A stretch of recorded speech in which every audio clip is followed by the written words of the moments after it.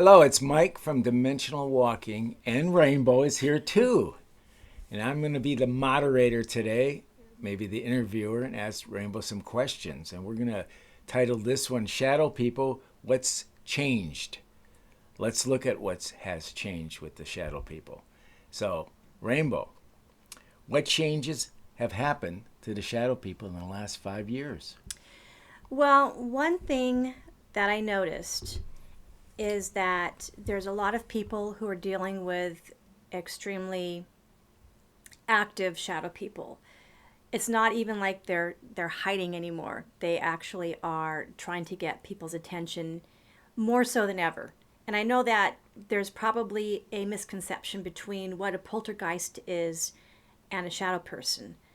And it seems like a poltergeist is a spirit or an entity that actually tries to gain someone's attention, actually is a trickster, a prankster, and they tend to kind of wreak havoc. They're the ones who, well, as you know, I mean, is we've seen, I've seen, and actually watched on video and read about. They open the doors, and they knock the doors, and they knock, they do all kinds of weird stuff. The chandeliers start to move and all that stuff. But shadow people tend to do things that a little bit more malevolent, and they tend to target humans. And I think that what's happened is that when in the last 5 years, when the changes have happened in society, and I know that's a further question, but I'll go more into that down the line with the questions.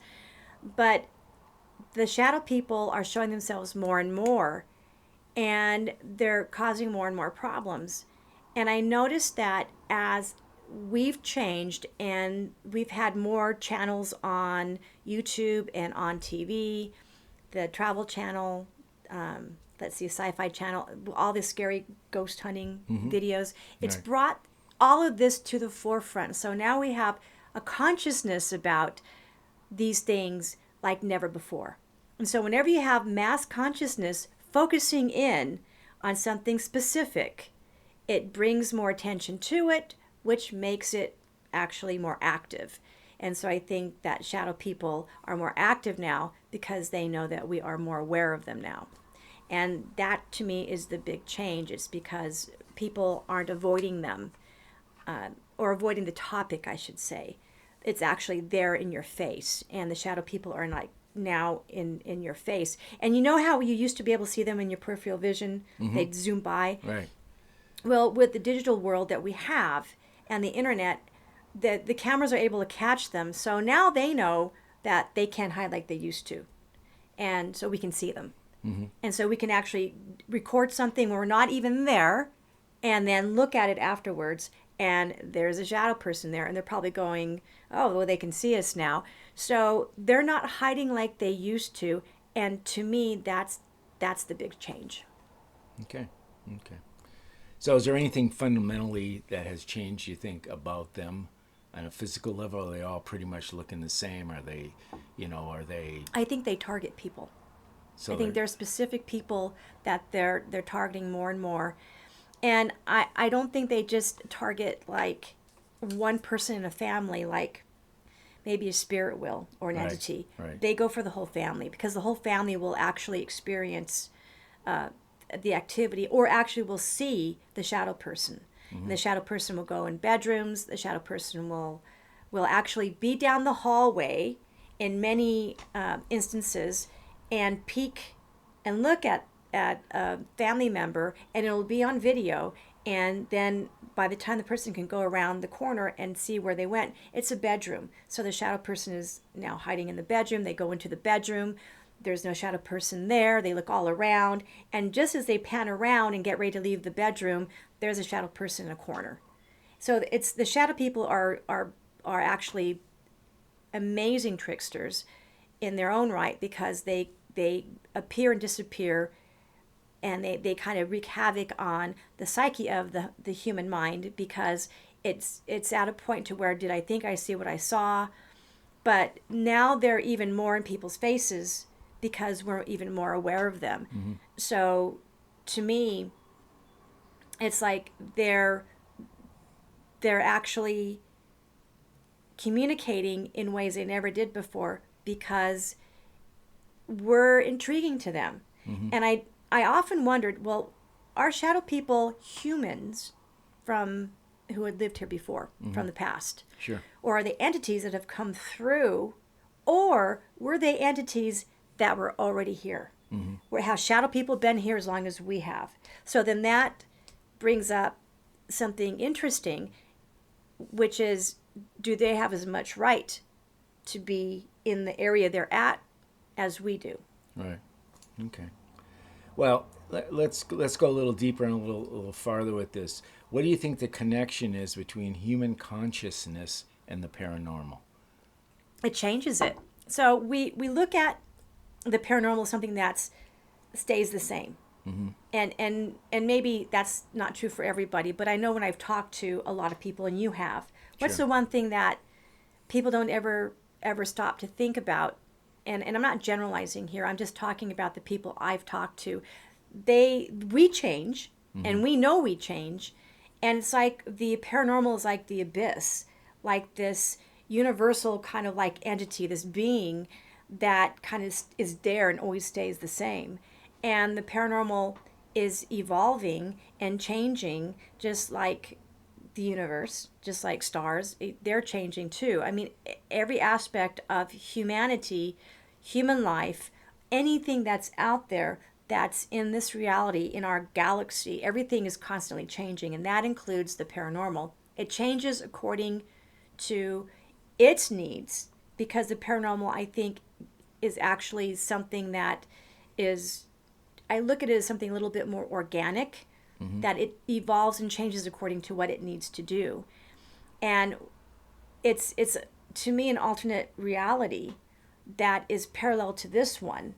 And not only is it changing and affected by us,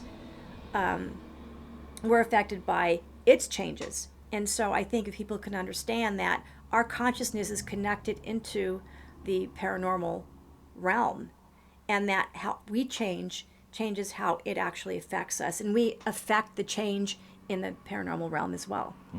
So what do you think about that? Yeah, I mean, I think, right, we're all changing. We all affect other things. Okay, we affect the paranormal. The paranormal can affect us. It's kind of its own little entity in itself called the paranormal. It's all this stuff that happens, and that includes shadow people, but it also includes all the other things that I personally have always said are all connected. And that includes UFOs, that includes Sasquatch. That just includes all the stuff that we can, see or feel as being paranormal, something completely different than our normal world. Right. And I think there'll be times when the things that were paranormal are very normal. You can go back and look at things that people thought were paranormal, and now they're considered reasonably normal things that we do on a daily basis we're interacting with. So I think that's coming, but it's sort of like a separate entity, and humans are a little separate entity to interact with them. So, why would this affect shadow people, and how do they interact with the humans? Well, the shadow people are part of the paranormal, right? Right. And our understanding of who they are at this point is limited. What we know is how they interact with humans. That's the research that I've been doing, is how I look at shadow people deal on a daily basis with humans. And so what I have found is that they are in the home, they're on the property, whether the human is there or not. So shadow people exist on their own outside of the human consciousness. They have their own realm. They have their own existence outside of us. And so the question is, how do they view us? Are we the squatters? Mm-hmm. Are we the ones that come into their realm and create havoc? Are we the ones that are the perpetrators more so than them? Mm-hmm. Are they trying to get our attention? So just like we try to get their attention to find out more about us, to figure out why we're even there. So for me, I'm trying to look at things from the shadow person's perspective because I get tired of these shows on TV and YouTube where it's always like the shadow person is always this legendary entity that has affected humanity for hundreds of years, but maybe it's existed for hundreds of years because, like us, it has its own life essence. It's got its own reality that is connected to us. Now, where does that put the shadow person within the paranormal and our reality? So maybe its reality is our reality, and we've never understood that, and maybe we're now finding out that we exist with shadow people. Now, where does that place them? Are they aliens? Are they dimensional beings? Have they been here since before us? Right? Were they other like underground? Where do they come from? Do they come from the moon, from Mars? Right. Do they come from another planet? Are they here now? Are they dimensional walkers as well? They just decided to stay here. And what is their, and again, the interesting question would always be is what is their interaction with these other paranormal type entities? Yes, exactly. Because a lot of times when people have a haunting in a home, they'll have a shadow person, they'll have poltergeist activity, and usually an empath or a psychic will talk about spirits who've lingered. So Right. then that includes the one thing that I think is key here, and that's portals.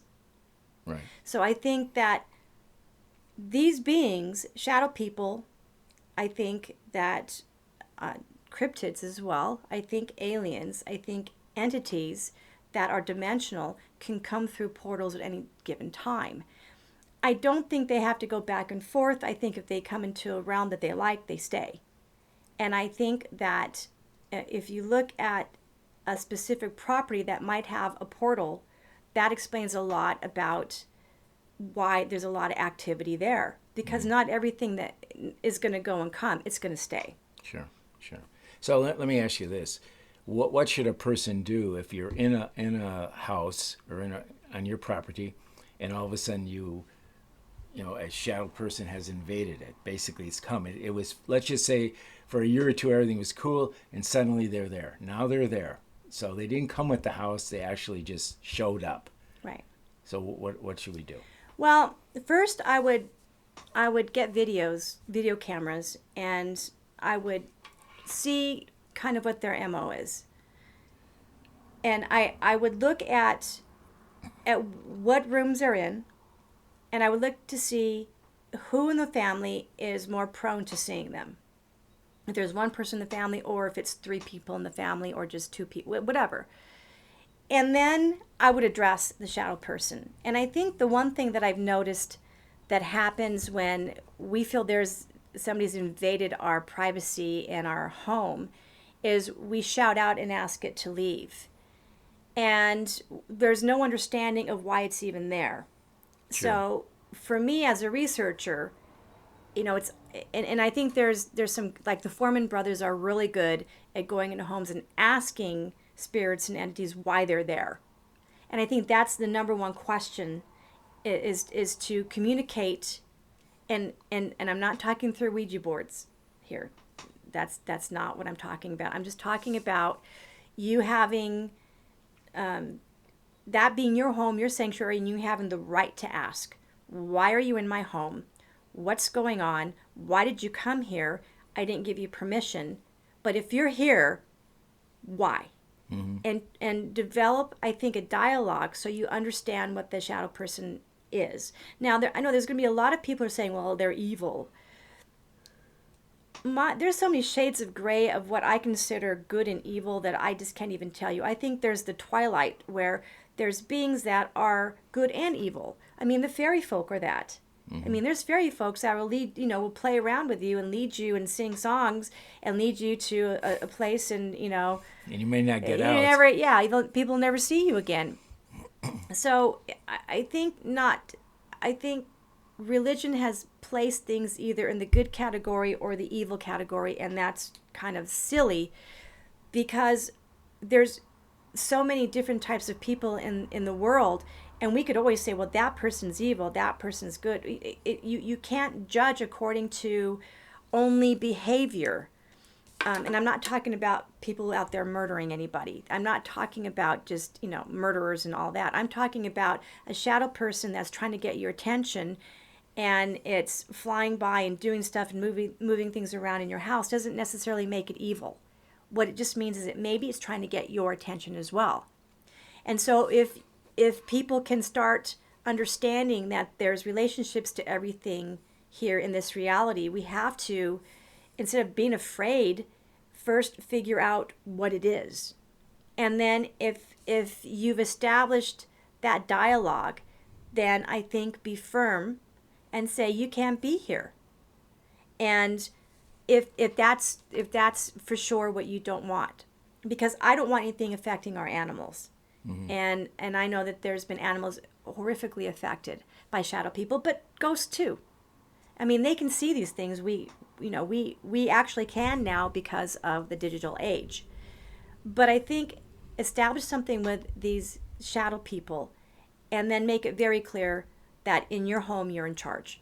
Right. So is there any different approach if you, let's just say you move into a house and the shadow person is already there? It's kind of like their domain and you're coming into it, which would seemingly be different than your domain and they're coming into it after you already have been. So go ahead. Yeah.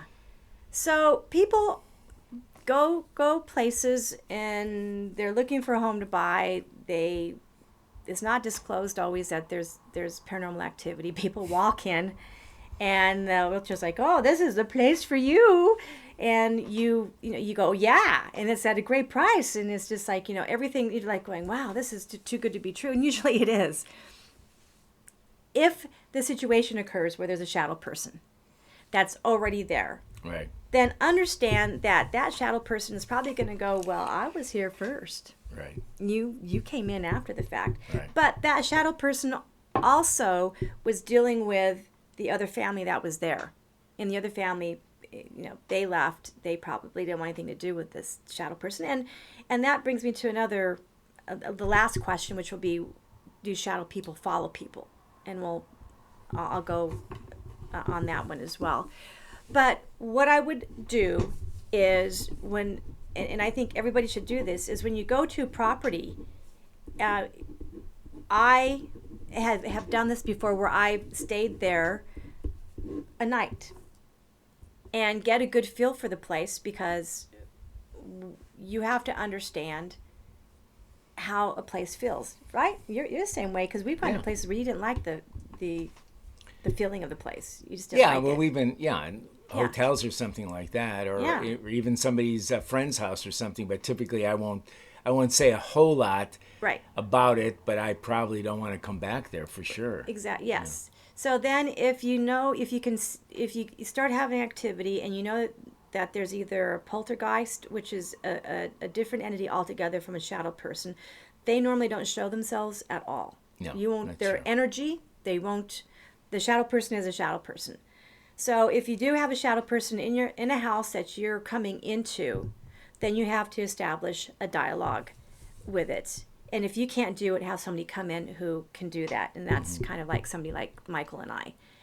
And I think it's important to understand that they, depending on what they are, because we're not quite sure what shadow people are. Do they have as much rights as we do here? Are they all evil? Are they all horrible? I have never known a shadow person to necessarily possess somebody like a demon, because demons are an entirely different category than a shadow person. Right. Shadow person, I truly believe, is a different type of entity. I don't think they're all evil, but what I think they do is that there's different groups, there's different groupings. Find out what kind of shadow person you have. If it's a trickster, someone who's just around, who's peeking in on you like a peeping Tom kind of spirit, then you or something that you feel is just oppressive, because you don't want, because shadow people sometimes bring the oppressive feeling, the dark feeling, then you get rid of it. And you have to understand that when you walk in to a place and you've paid money down, you're already invested in it, and so that you're going to have to do. It's going to be a fight for the place, Sure. and you just have to figure out if you're willing to how much of a fight that you have in you. But I think that what people do is they beg and plead with this thing to leave. I would never do that. I'm a hard ass negotiator, and I would just, if I'm at a place that I need to, that I've invested money in, it's gone. Right. It's gone. I could actually find out what it's doing there. But I think understand that if it's already there, it's established already some kind of familiarity with the location, and you have to be aware of this. But as humans in this reality, we have to understand there's other things in this reality outside of us, and we don't understand them. But establishing some kind of dialogue with it, and then understanding, and they'll let you know if, it may want you gone. You can always do EVPs. They talk, obviously, and they'll tell you, or as an empath, you can kind of hear them sometimes. They'll talk to you. But you got to tell them, way the cow eat the cabbage, and that it's your place and that you want them gone. So I don't think we have to just send them off in a way that makes us uncompassionate. But I think we have to be firm in stating, this is our home now. So, but just be aware that if they're already in there, they're going to establish, their rights to being there. And that doesn't make them a squatter. It means that they're there and they feel they have a right to be there. And that changes everything and makes it much more difficult, because they may feel as much that they have as much right as you do. Right, exactly. What do you think about that? Well, absolutely. If that's why what Rainbow said is, if you have an opportunity, you're gonna live in a house, or maybe an older house that has opportunity for a shadow person to reside there previous, and it's going to kind of feel it's their territory, right? They're going to be resistant. They're going to resist it. That's why it would be kind of important, if you have any questions in your mind or feel uncomfortable when you first step into a house, either reject that house, don't buy it or don't rent it, okay? Or see if somehow you can possibly stay there, maybe in the evening or one night, or even if ask maybe you don't have to really sleep there per se. It would be nice, but I think that would be a little weird for a lot of people to talk to the real estate person. I don't and think do that. so. I think, really? You know what? Here's why. It's because if a realtor knows, and the people selling or renting already know there's stuff happening, they're going to understand it. Okay. I'm not saying that everybody, in every house that you go you go buy or you rent. I'm not talking about the normal experience of buying or renting a house. I'm talking when you walk in and it's an old home or whatever home it is, and maybe you're going to buy it. If you're going to invest money into something, then stay there a night. Just say, look, in order for me to know if I can buy this house, I want to just, hang here and, work out a deal with them, and just say, and if it's empty, why not? Because that's the biggest problem. If it's empty, that's fine. But there's people's stuff in there. But the thing is that, and I'm talking about places where you come in and you're like going, I'm not sure. Right. There's something not quite right here. You got to figure out if you can stay there. I know that the first home that I ever rented when I was in my 20s was so severely haunted that when I moved, and I didn't know diddly squat when I was 21. I just, it was like, oh, it was a big, beautiful home, and I thought, oh, this is great. There were rooms I just would never go in the daytime by myself, and even when I went in there, when there were people there, I didn't like being in there. Mm-hmm. It was so horrific.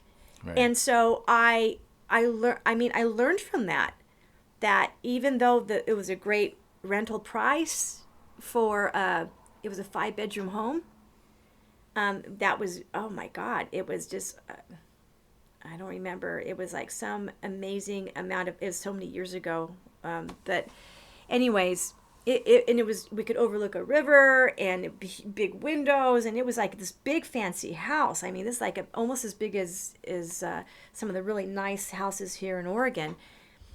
And there was a reason why. And I couldn't even believe that it was available for us to rent. Well, I learned. When I first walked in, I realized when I walked down this hallway that there was something not quite right. And if I would have known then what I know now, and I had that feeling, I would have just said to the guy, "Look, can I just stay overnight, just kind of see if I can get a feel for the house?" There's Sure. no there was furniture in there, but it wasn't any personal items. They were actually renting it furnished. Oh, I could have done that. sure. Not every circumstance is easy like that. But what I'm saying is, do follow your gut when it comes to stuff like this, because if you're not willing to deal with these beings, these shadow people, then you probably shouldn't. Right. And you know what? I don't specifically want to either. But if I find myself in a situation where it's them or me, they're gonna go. Okay. So I have one more question I think here. Do shadow people follow people from one location to the other, Oh, Rainbow? absolutely. That's when I call the person haunted, not the location.